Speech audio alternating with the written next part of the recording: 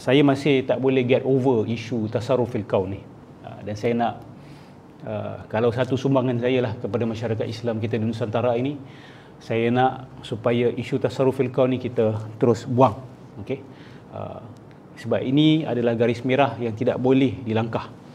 Tetapi ada pihak-pihak yang dah melangkahnya dan mempromosikannya kepada masyarakat. Baik. Perasan tak bila sebut tasarrufil kaun ni, mereka biasa menisbahkan kepada wali-wali. Tapi jarang kita dengar mereka kata Nabi yang meruruskan alam ni. Betul? Bila kita dengar tadi, silakan. Biasa Ustaz jelaskan kau maksud. Oh, okey. Terima kasih. Tasarrufil kaun ni adalah tasarruf ni bermaksud total control. Ya, kemampuan mengawal sepenuhnya alam ini. Yang didakwa Allah berikan kemampuan itu kepada wali-wali kutub, secara persendirian ataupun ada parlimen wali. Okey, so dia ada parlimen wali ataupun wali kutub yang menguruskan segala-galanya secara sendiri. Itu maksud tasarrufil kaun, kemampuan untuk mengurus alam ini secara total, untuk manipulasi secara total apa saja yang berlaku. Dan biasa bila kita dengar, mereka menisbahkan ni kepada wali-wali kutub mereka. Ini menisbahkan kepada syekh tarikat mereka. Tapi jarang kita dengar Rasulullah lah yang mengurus alam ini. Walaupun teori ni ada. Bagi siapa yang tadi ikut penyampaian saya selama 4 jam tadi tentang Nur Muhammad, sejauh ni saya rasa itu pembentangan saya yang saya lebih komplit lah daripada penyampaian-penyampaian sebelum ini. Jadi bagi siapa yang nak faham Nur Muhammad daripada perspektif sidang kalam, boleh pergi kepada video tadi. Tajuk dia adalah Nur Muhammad huraian dan persoalan. Penjelasan. Minta maaf, yang ceramah pun lupa tajuk dia apa. Yang penting pasal Nur Muhammad. Boleh rujuk. Tadi saya buat pembentangan, saya bawa kalam-kalam Syiah Ghulat Rafidah yang mendakwa Allah serahkan mandat mengurus alam ni kepada Nabi dan kepada Ali. Ada, so teori ni ada. Tetapi hari ini kita lihat kumpulan-kumpulan sufi yang melampau ni, kita tak dengar mereka kata Nabi yang uruskan alam ni. Dia akan kata kutub pada zaman itu. Kutub mutasarrif ni adalah wali yang masih hidup. Kita kena tanyalah, kenapa wali yang masih hidup? Kenapa bukan Nabi yang uruskan? Kenapa Nabi kena bagi mandat pula kepada wali yang masih hidup? Bukankah dia kata hidup dan mati seorang wali atau seorang Nabi atau seorang wali kutub itu sama sahaja? Betul tak? Baik. Pada zaman Nabi hidup, memang mereka kata Nabi yang mengurus alam ni. Tapi lepas Rasulullah wafat, mandat tu dipas-pas kepada wali-wali kutub yang lain. Okeylah. Persoalannya, Rasulullah SAW sebagai wali kutub ni, kalau kita kata wali kutub lah dia mengurus alam ni segala-galanya. Kalau nak urus alam ni, maksud dia kena tahu segala-galanya. Every single thing.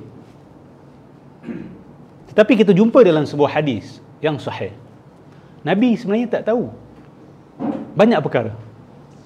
Antara yang Nabi tak tahu adalah keadaan sebahagian manusia yang Nabi anggap sebagai sahabat, tetapi hakikatnya mereka itu adalah ahli neraka di akhirat.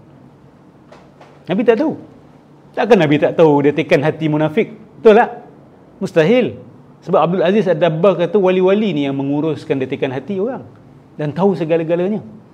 So Nabi dakwa sebagai pengurus alam ni yang paling tinggi sekali, dia tak tahu apa ada dalam hati sebahagian orang yang Rasulullah SAW anggap sebagai sahabat. Saya bacakan hadis ni dan saya pernah bacakan dulu, cuma saya nak tekankan lagi.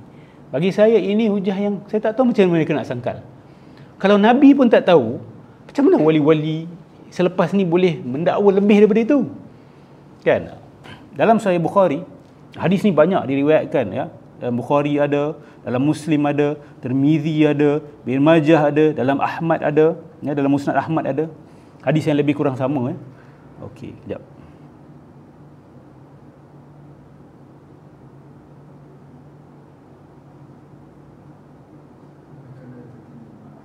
Aywa. Dia punya punchline tu, okay, saya rumuskan saja sebab hadis ni sahih, memang tak ada khilaf. Dekat akhirat Nabi kata, ni Nabi yang ceritakan sendiri. Okey. Yaridu alayhi al-haud rijalun min ashabi fayuhallauna anhu fa'aqulu ya rabbi ashabi fayaqulu innaka la ilma laka bima ahdathu ba'daka. Okey. Ini riwayat Bukhari juga. Innahum irtaddu ala adbarihim al-qahqari. Al-qahqara. Syukran. Nanti di telaga Haud Nabi SAW akan lalu beberapa lelaki daripada sahabat-sahabat aku, Nabi kata. Maksud dia ketika Nabi ceritakan hadis ni pun Nabi tak tahu siapa. Pelik kan? Nabi kata dekat akhirat nanti aku akan jumpa lelaki-lelaki ni dekat aku panggil mereka kepada aku punya telaga Haud ini. Tapi ada lelaki lain datang tarik mereka ke tempat lain. Lelaki yang tarik itu adalah malaikat. Malaikat datang menarik kumpulan lelaki-lelaki yang Nabi sangka sebagai sahabat-sahabat dia. Dia tarik. Nabi tanya, ini sahabat-sahabat aku. Kenapa kau nak bawa pergi neraka? Kenapa nak bawa kepada ashabus shimal? Maka malaikat tu pun kata, innaka la ilma laka bima ahdathu ba'dak. Wahai Muhammad, kamu tak tahu apa yang mereka reka-reka selepas kamu. Apa yang mereka buat bid'ah lah, kita kata, selepas kamu. Ni lafaz jelas ni. Malaikat tu kata, kamu tak tahu. Innahum irtaddu ala adbarihimul qahqara. Mereka telah murtad daripada jalan kamu, wahai Muhammad. Okey, mungkin ada yang tanya, murtad terus? Mungkin ada yang tanya, siapa ni Ustaz? Antara penjelasannya adalah orang-orang yang diperangi oleh Sayyidina Abu Bakar. Betul? Sebab mereka tak nak bayar zakat kepada Sayyidina Abu Bakar. Dan peperangan itu dipanggil sebagai peperangan melawan orang murtad. Dan memang ada murtad-murtad selepas itu. Dan mereka masuk Islam zaman Rasulullah.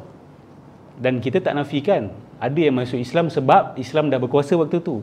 Dia tak nak lawan lagi, maka dia mengaku saja masuk Islam. Itu munafik. Dan memang zaman Nabi pun ada munafikun. Kan? Adakah Nabi kenal semua munafikun? Hadis ni bukti bahawa Nabi tak kenal semuanya kecuali yang Allah beritahu kepada Nabi sallallahu alaihi wasallam. So macam mana kita nak kata Nabi yang mengurus alam ni? Kan? Bila Nabi cadangkan kepada para sahabat beberapa perkara pun ada yang tersilap. Betul tak? Contoh isu mengahwinkan kurma tu. Nabi tersilap. Takkan wali kutub yang menguruskan segala-galanya silap benda tu? Kan? So bila kita baca hadis memang tak kena langsung dengan kisah-kisah wali kutub yang mengurus alam ini. Jadi ini soalan saya kepada orang-orang yang percaya kepada konsep wali mengurus alam, kutub mengurus alam ni. Saya tanya, Nabi termasuk tak? Nabi punya level ni lebih rendah daripada wali kutub atau lebih tinggi?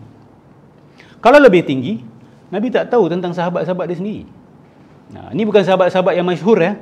Ini bukan tentang sahabat-sahabat yang besar yang maklum ya. Ini adalah berkenaan dengan mereka-mereka yang, sebab Nabi tak kenal semua. Kita tak boleh kata Rasulullah SAW tahu hujung semua, tak. Nabi tak tahu keikhlasan semua orang yang masuk Islam. Cuma Nabi kenal. Dalam riwayat lain, Nabi kata Usayhabi. Usayhabi ni apa? Sekumpulan kecil sahabat aku. Maksudnya tak ramai, sekumpulan kecil. Usayhab.